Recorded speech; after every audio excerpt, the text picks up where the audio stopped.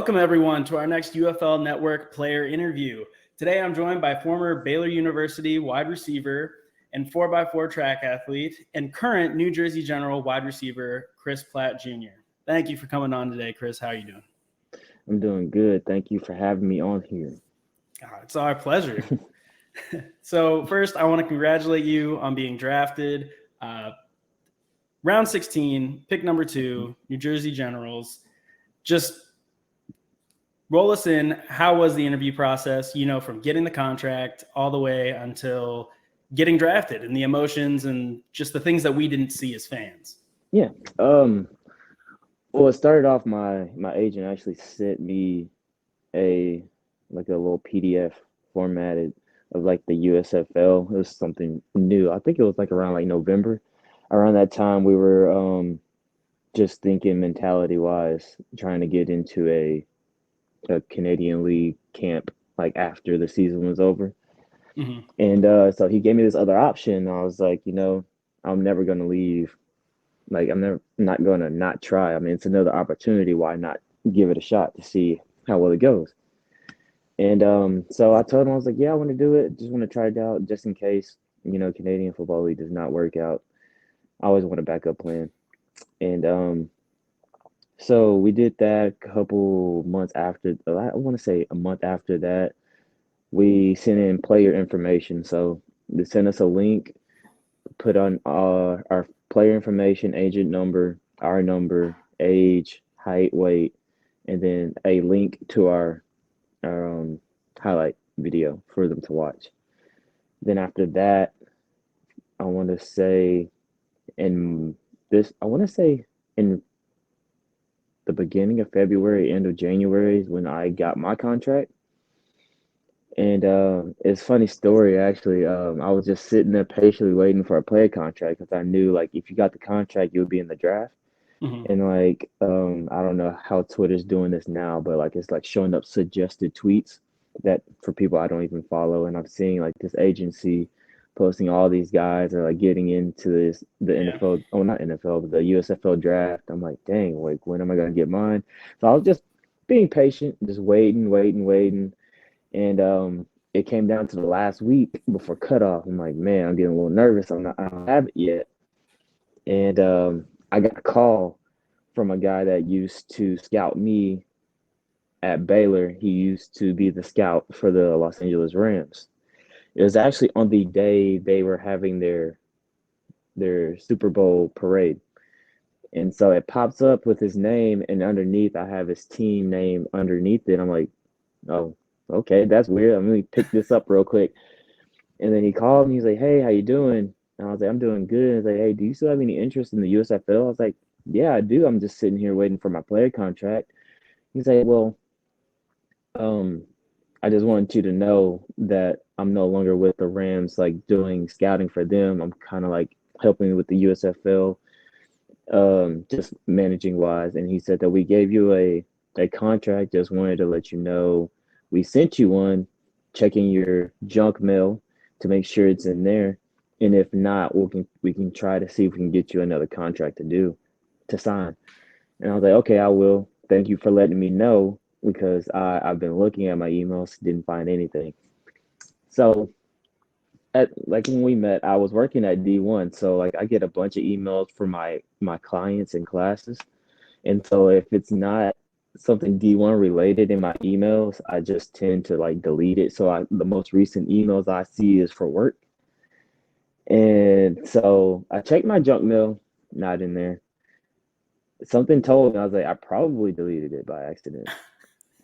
So I go in my deleted folder, I search up USFL, and I just go down, start scrolling, and there it was. I accidentally deleted it because there was a name.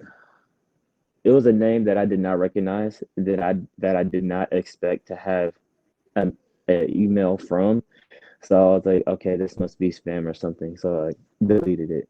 Did not read the whole message underneath it because the subject in there had nothing to do with USFL or anything pertaining to it. So I was like, okay, deleted it. So thankfully enough, he gave me that call for me to be cautious and cognizant of like they sent it to me, let me go look for it because it would have been rough if I would have missed out on the draft because I thought I didn't have it when in reality I did. So very thankful I got that call for that. And then Almost deleted it. yeah, Or did delete it actually. I did delete it and then I moved it back into my inbox. So I yeah, I'm got you. very, very thankful for that. And then so after I signed my contract, um, I guess I went to some database. I had a couple of coaches call me and kind of just give like a brief interview. They were just asking me how I'm doing, how often I've been working out, and how much I'm weighing at the moment, and what position inside or outside receiver would I prefer, and like small talk stuff like that. It was like no more than like 2 minutes. And leading up to the draft, I actually had to teach a class before the receivers were up for the draft. So like I was rushing home. I had 30 minutes. So it's not on TV you can watch. It's just live streamed on Twitter. So I told myself I wouldn't watch on Twitter. I would just wait for someone to happen. Wait, hold on. What was I saying? That you told yourself you weren't going to watch it. Oh yeah, I wasn't gonna watch it. So I definitely wasn't gonna watch it because I just know my anxiety was gonna be high. Mm-hmm. But I ended up looking at it anyways because somebody had mentioned me. I got onto Twitter and then I just started seeing it on my feed going and going and going. So like I think they were on round 2 when I started looking. And I think there were only 4 rounds for the receivers and they got to round 3. And I was like, oh man.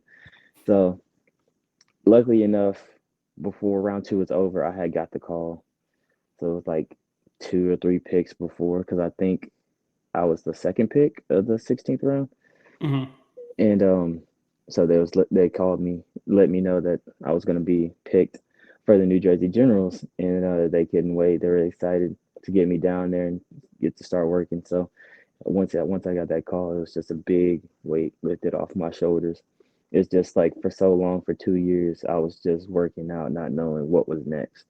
And then like to be able to know what was next finally for 2 years, like it was just happy. It was a happy it was a pivotal happy moment in my life. I mean, I was happy, honestly. I almost thought when you said you saw someone mention you, I almost thought maybe you saw my retweet of your post, and I was like, oh, yeah. Uh-huh. No, it was you saw it before you got picked. hmm But going back to the phone call, when they called you, just a little interview, say, hey, have you been working out? How you doing? I immediately think of, the Rams just won the Super Bowl, and they brought Eric Weddle back to play safety hmm and come out of retirement. Yeah. And he said in an interview that the phone call, they called him and they said, hey, you haven't gotten slow and fat, have you? And that's the only way that I can picture that conversation going anymore when they call someone who hasn't played for a while.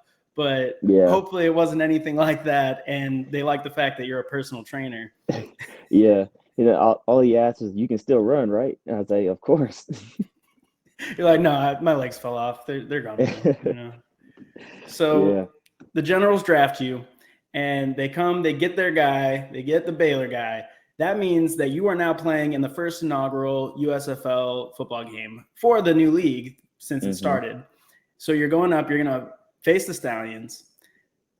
What does it mean to you to be able to be a part of the first game of the new revamping of the USFL?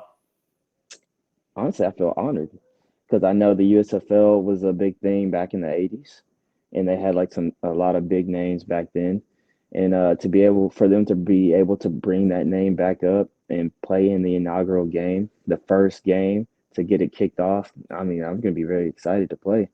I'm sure the other team will be too, and I can't wait to see what the crowd will be like out there. So, you said there's history in the league. They had some great players. I heard in another interview you got quizzed, and I want to see if you can remember who was the big name back on the New Jersey Generals. I'll give Herschel you Walker. Herschel Walker. Okay, now there's another question that I'm going to add. hmm They had another Hall of Fame NFL quarterback. Do you know who that is? And I know you've been talking to Ben Holmes, and he specifically tweeted about it. He has? I didn't follow Mhm. him until after I got drafted, so I might have missed it. I'm gonna stump you second time in a row. I'm sorry. Doug Yeah, I Flutie. don't remember. Doug Ah, Flutie. Yes. Mr. Hail Mary. So you got drafted, New Jersey Generals, playing in the first game. What Hmm. do you think you have that sets you apart from all the other receivers in the USFL? Just my mentality. Hmm. Just the things that I've gone through just on the field. Not even off the field, just on the field. Just just the way I just know how to stay calm when there's chaos. So like when things are going bad, you can find me sitting there in the middle of that chaos, just cool, calm, and collected. I feel like it's just very hard to get me flustered. It's very hard to get me thrown off my game. So I just know like if we're in a bad moment, you can always just find me that guy that's being level headed and just keeping their mind in that moment. Well, I know that you know how to kind of embrace the chaos and push through it. You went to Baylor at the same time as me. We're the same graduating class. I know exactly what you went through. So you are well prepared for the fast Hmm. pace, change of coaching, new playbook. So that's awesome. Yeah. But speaking of Baylor, I'm a huge Baylor guy.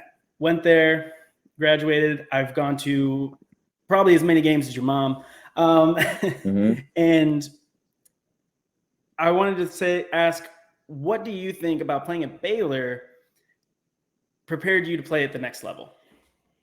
Like, what specifically about Baylor?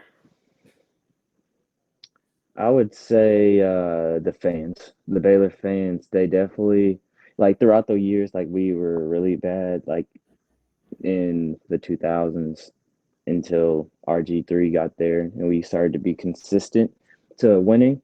So like now we're just used to winning, so they hold us very high on that little pedestal. So it's just they always expect your best. I mean, what fan wouldn't?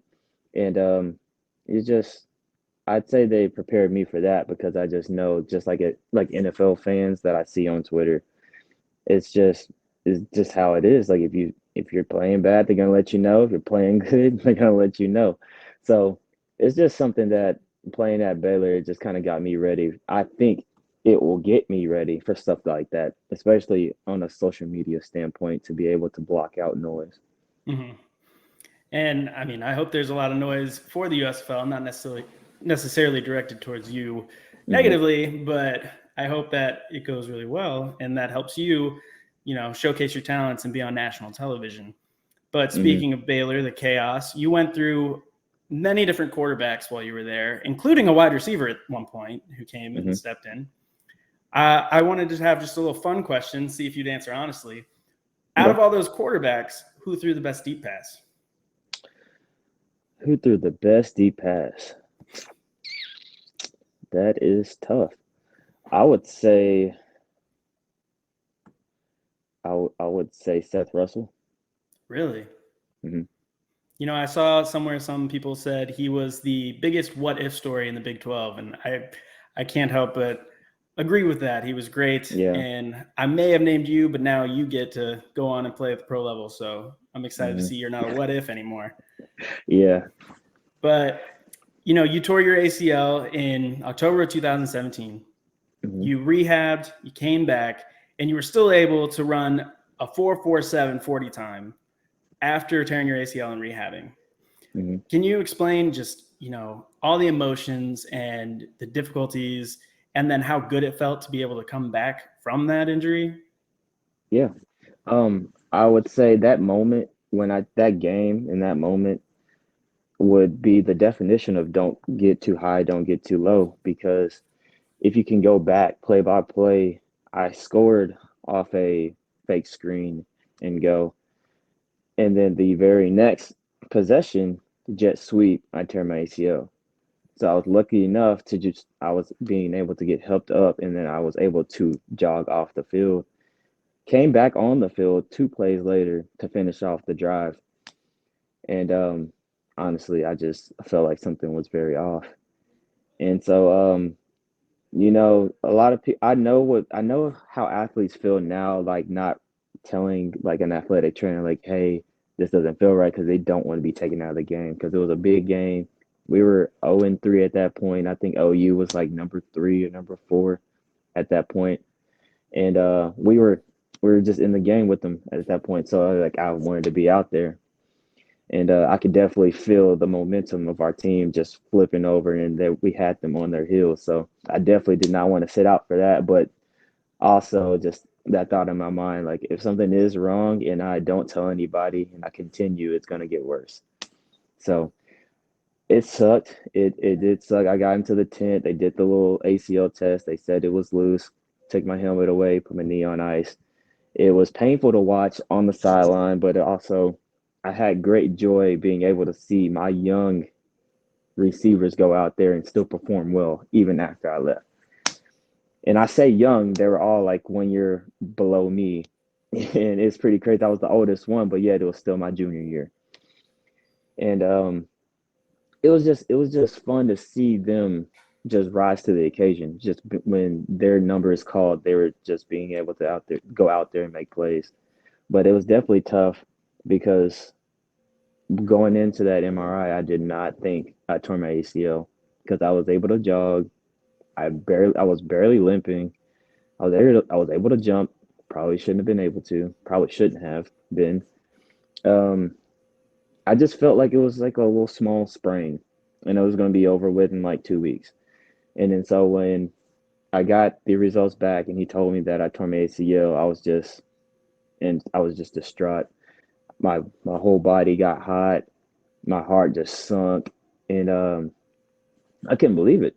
I honestly thought in my mind that I just sprained my knee, and then I would be back like in a week or two. And then so we went to Dallas and got a second opinion with the Dallas Cowboys surgeon. He said the same thing. He actually this time showed me the tore ACL and through the MRI. And so from then on out, we just started game planning. They're like, hey, let's go to you. So I went to Dr. Cooper. He did my ACL surgery. He also did, I forgot his name. There was a linebacker that got drafted with the Cowboys. He did his surgery as well. And so I went with him, started rehabbing right out of surgery. I already had like, I might be wrong, but I had a certain amount of degree of leg extension because I'm hypermobile or as it is already. So I was already ahead of the curve for rehab. And sadly, it was a sad thing that happened, but it was good for me when Drew Galitz tore his ACL that next game at K State. So he was basically my accountability partner and vice versa. So we were in the rehab, just just being accountability partners, just kind of pushing ourselves even on the days, even on our worst days when we didn't want to be there, and even on our best days to be there can get like to congratulate each other when we're doing our first water treadmill or just doing our first jog ever and then sprinting and stuff like that. So being able to have somebody that's there with me knowing what I'm going through definitely helped big time. No, I know definitely tearing an ACL. I mean, I tore mine. It definitely didn't impact my life as much as it did yours being an athlete. But I always told people the worst part of tearing your ACL is the depression that comes with it.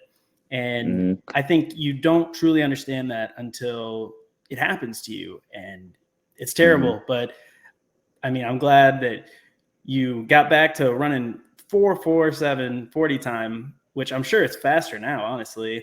Hmm. And you're in the USFL, and it's amazing. Like, that's a comeback story. And if Fox NBC is watching, you guys should do a little 30 for 30 during halftime about that. But one more question that's a little bit of a downer, but can lead into something uplifting. Hmm. So recently you tweeted about George DeLeon, who just passed. Hmm. He's a great man, impressive career, O-line coach at Baylor, and then stuck around after he wasn't a coach anymore. And you tweeted about something that he said to you. You said, this man right here, it hurts. I remember once I found the courage to be around the team again after ACL surgery. He saw me on crutches, and he said, I wish it was my knee and not yours. And I just wanted to know, what did it mean to you to have people like that around you at Baylor? With everything you went through with the Hmm. school, with your ACL, all of that. Yeah, that meant a lot. Like that, him saying that was very big because he went through like 2 knee surgeries and then a hip replacement. And for him to say like, "Hey, I wish that was me and not you," that means a lot.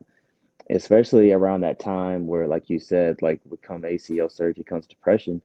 That time I felt like I wasn't a part of the team because I wasn't out there, and like just things were just different.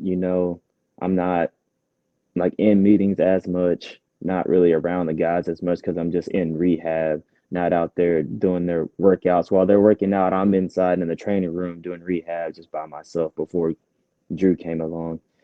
And just means a lot because you honestly you just really don't know what someone's going through. They may show it differently than what you think, and just something just small like that is gonna stick with somebody forever, like that did with me. I mean, it sounds like there were a lot of great people around you at Baylor, and that's just something that I think sets the school apart a little bit that a lot of people on the outside don't understand. And that's just me Hmm. being a homer a little, but I love it. Yeah. But speaking of good people, I think it would be interesting for people to know how this interview actually came into being. It was completely by happenstance. I Hmm. was with my brother. We were volunteering with No Limitations Athletics. And for Hmm. those out there who don't know, No Limitations Athletics is an organization that put together a flag football league for children with special needs and young adults. And so we were there. My brother was coaching. I was watching. I used to be a coach. And I just wanted to catch up with the kids at their Super Bowl. And I look over, and who is their celebrity quarterback playing and hanging out with the kids but you? Hmm. And I just wanted to, one, give you some praise and say that was just awesome to watch. I mean, my brother was super excited, and he Yeah. wasn't even playing. He was just coaching. And just see, how did you get into that? And what did you get out of that experience? What did it mean to you? Hmm. Yeah. That experience meant a whole lot to me. So like people say, like when parents come up to me, like, "Thank you so much. That meant so much to him." I mean, that meant so much to me. I'm like, "Thank y'all for giving me that experience because that's going to stay with me forever." Like just being able to pour a little bit of your time into somebody's day that'll make their life. And maybe they're struggling that day, or maybe they need a little something to get themselves over a little hump. I mean, that's why I get into coaching. That's why I was coaching D1 because, sometimes, well, not sometimes, there's a little saying like, if you just affect one person, you can affect the world. Now, when I'm in a group of kids, because I work with elementary, middle school, high school kids, I'm with a group of them. And so like they're just getting themselves ready to go into a little sports journey and just figuring out how to move and just all the other stuff. It's just like being able to affect their lives and then them like telling me like how sad they are that I'm leaving. Like that means so much to me because that's telling me how much I affected them. And that's all I really want to do. That's how I want to affect the world, just through sports and through lifting, stuff like that. And how did you get into the No Limitations? I mean, I know you work at D1 where it was Hmm. at. Did someone ask you, or you just Yes. saw a flyer? They asked you? Yes. So Kevin came up to me, the owner. He was like, "Hey, what would you think about you being the celebrity QB for No Limitations?" I was like, "Oh yeah, I'd do it in a heartbeat."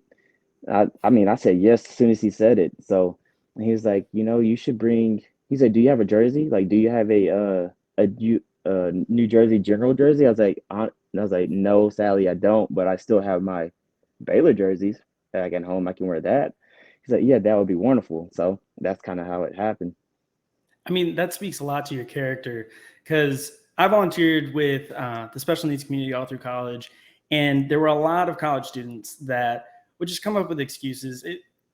For like an hour, they couldn't go. And I know that they were busy, but the fact that you, as soon as he said it, boom, I'm in. It just speaks a lot to your character. And as a Gamblers fan and running the unofficial Gamblers fan page, uh, I've wanted you on the Gamblers so bad, but I think that the Yeah. Generals, they got their guy. I don't even know if they know for sure yet, like how good of a guy they got, but they're gonna.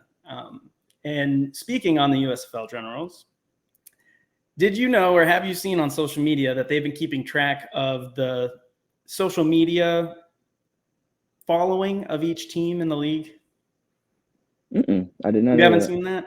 So there's a guy out there. He keeps track of a combination of the Instagram and the Twitter pages for each team, and he ranks them. The Michigan Panthers are blowing everybody away. So at that point, I don't know if they'll ever be caught.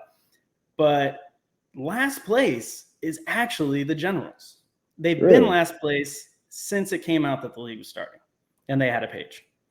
And so I'm excited to get this interview out there with you because I'm hoping that we can grow that following, you know? Yeah, most definitely. You know, everybody in New Jersey, I don't know why they wouldn't want to follow the Generals. What do they have? The Jets? The Giants? I mean, Are they in New Jersey? Fun fact, the only team that actually plays in New York is the Buffalo Bills. Yeah. The other two, they say New York, play in Jersey. But they're not. Yeah. Huh. Man, I'm actually surprised. I know, you would think that, but Michigan Panthers blowing everybody out of the water. So I really need you to beat them because that's who my brother chose to root for. So, oh man, when you score a touchdown, you just point up at the camera. I'll know. You do your. I saw when you score touchdowns, you do a track like chest dip into the end zone. Sometimes I saw a couple times, and that if you do that and point in the camera, I'll be like, "Yep, that was for us. Screw the Panthers." But we actually interviewed Toby Johnson. He's the defensive tackle for the Generals. And we talked to him. He's a great guy. I can't wait for you to meet him. And he gave us just some insider info. He said that there is a defensive player group chat out there that he's been a part of. And I was wondering, is there anything like that happening on the offensive side? Anything that you can tell us? Maybe it's a little secretive. Yeah, we have a receiver group chat. Like we just kind of go through. We're trying to get the plays done and stuff out there. So we just formed the group chat, trying to make sure we have all that stuff ready to go when we get checked in Birmingham, and just trying to keep up with everybody. I'm also trying to get myself to go out there and get some catches up with Ben as well, but it's just so hard because I'm in Waco. This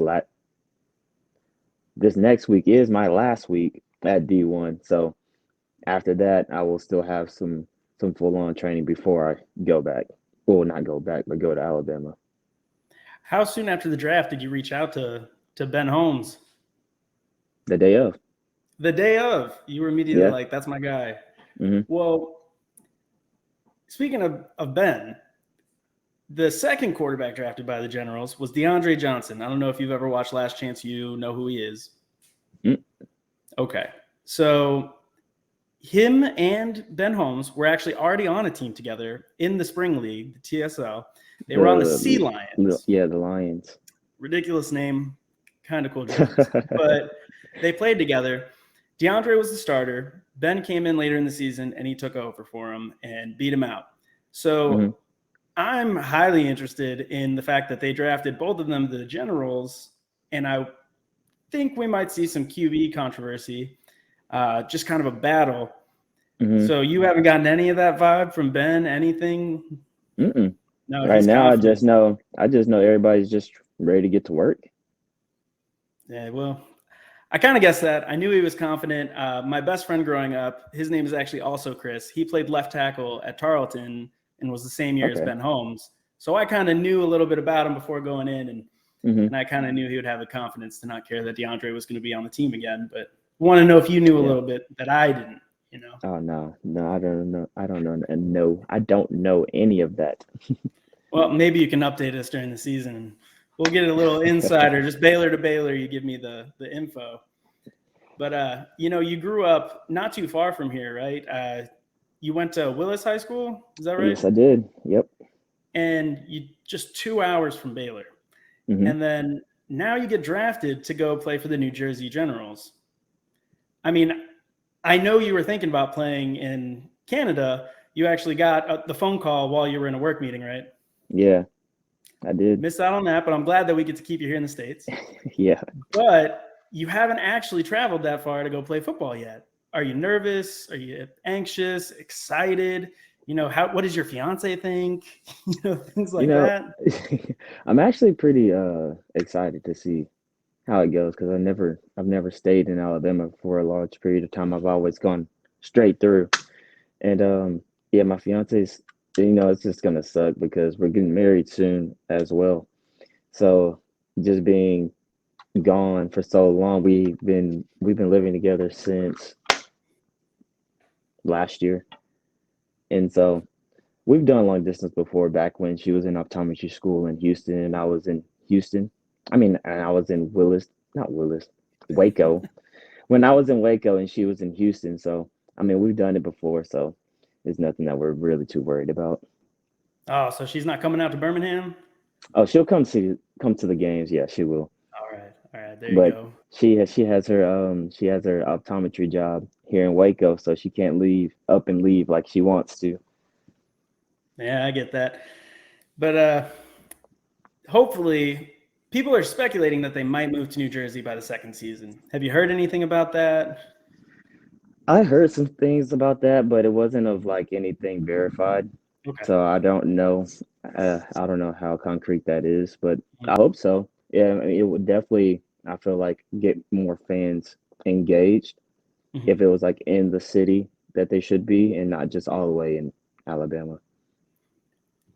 New Jersey is a little bit more exciting than Alabama. I'll give you that. Yeah, it is. Uh, so would you be excited if the team did move? Would you move up there? Yeah, if they would love to have me back, yeah, I would. All right. Even though it's only a 10-week season, you just kind of split. Maybe once you start Hmm. getting that USFL money, you just, have two houses, two Yeah, apartments. Roll with it. yeah, I definitely would. We would just honestly just see how it is once we get there. I get you. So we've basically beat football to death at this point.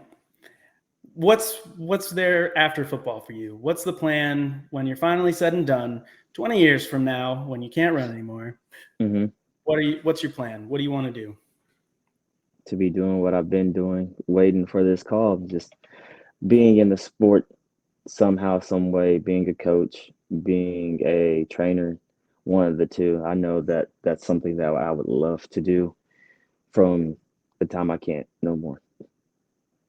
I mean, watching you play, seeing how hard you work, I think you'd be a great coach, and I can't wait to see it. But Appreciate it. that's the only question I have. That's all the questions I have for you. Is there anything Hmm. that you want to say to everybody? Give a message to all the fans for the New Jersey General about their upcoming wide receiver? Just know that you're gonna get the hardest working, toughest, most physical 170 something pound receiver that you ever seen. So just be on the lookout for that and just get ready for a lot of exciting plays. Well, I'm excited, and I'm not even a Generals fan. But thank you so much for joining us, Chris. It was so nice to meet you, see you, no limitations, and then get you Hmm. in for an interview. That was great. For everybody at home, this is Chris Platt. I'm with the USFL Network. I'm Ace from Pocket Aces _ USFL on Twitter and Instagram. Give me a follow. Give Chris Platt a follow. Thank you for watching. See y'all.